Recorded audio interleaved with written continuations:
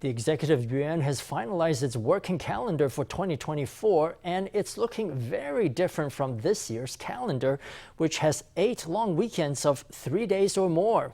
But that comes with a government requirement of working on certain Saturdays to make up for days taken off to form a long weekend. By contrast, next year there will only be 1 make-up workday, but there will only be 4 long weekends instead of this year's 8.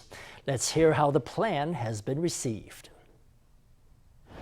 Next month is the Dragon Boat Festival long weekend, which will require yet another makeup workday. Some grumbling about this is to be expected, as this year has a total of 6 weekend workdays on the schedule. That's set to change in 2024 with only 1 such day.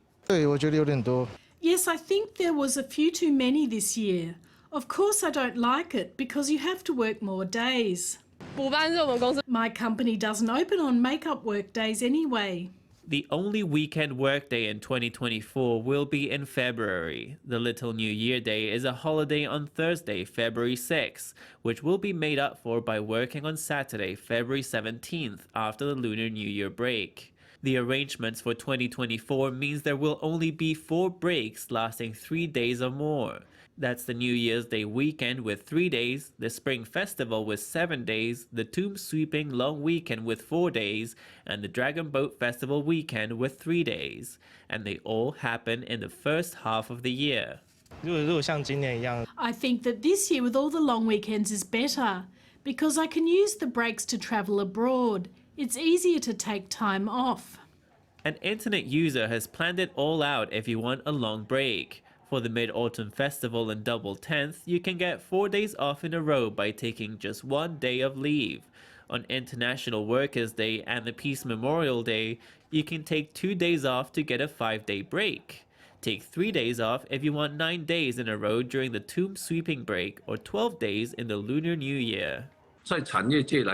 For companies, this arrangement is fine. In 2023, there are 6 make-up work days, which can disturb operations. Workers taking the days off also feel like they are always having to make up for the holidays. So for everyone, planning around them is a whole issue. This arrangement is better for travel agencies, because if there are too many long breaks, demand for travel is concentrated all over the same period. This way, demand spreads out a little. Employers and travel agents say they approve of having fewer mandated workdays on weekends. It's a fine balancing act that everyone has an opinion on.